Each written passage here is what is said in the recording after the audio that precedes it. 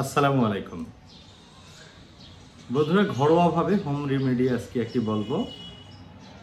এই হোম রেমেডির নাম হচ্ছে টাইটেনিয়াম।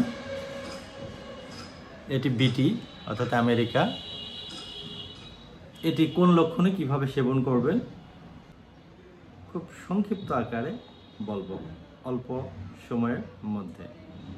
প্রথমে জেনে নেই টাইটেনিয়াম এটি কত পাওয়ার আপনারা ঘরোয়াভাবে ব্যবহার করবেন, 630 বা 200।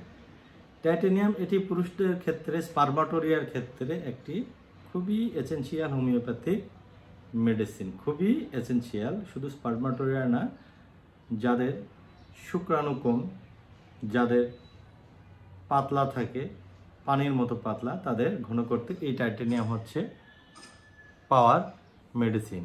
এছাড়াও যাদের মানসিক দুর্বলতা থাকে, অর্থাৎ অতিরিক্ত স্ট্রেস থাকে, মানসিক চাপ থাকে, স্মৃতিশক্তি এর কারণে দুর্বল হয়ে যায়, কোথায় কি রাখতেছেন এটি আপনারা মনে করতে পারতেছেন না, ভুলে যাচ্ছেন। এই ভুলে যাওয়া প্রবণতা দূর করতে এই টাইটেনিয়াম হোমিওপ্যাথিক অতিরিক্ত ভালো কাজ করে। এছাড়া যাদের মাথা ব্যথা, মাথায় ভার বোধ হয়, যাদের মাথা ভারী হয়ে থাকে, এই সমস্ত রোগীদের ক্ষেত্রেও এই টাইটেনিয়াম খুবই ভালো কাজ করে।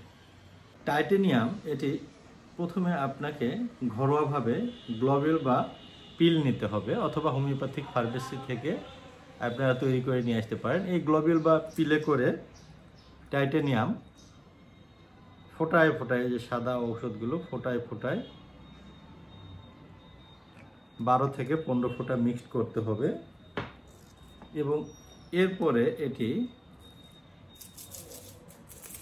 সমানভাবে ঝাঁকিয়ে নিতে হবে। 10টি করে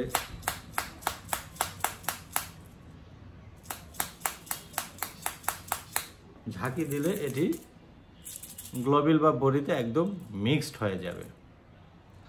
মিক্সড হওয়ার পরে এখান থেকে 4টি করে বড়ি 3 বেলা খাবারের আগে চুষে চুষে খেতে হবে।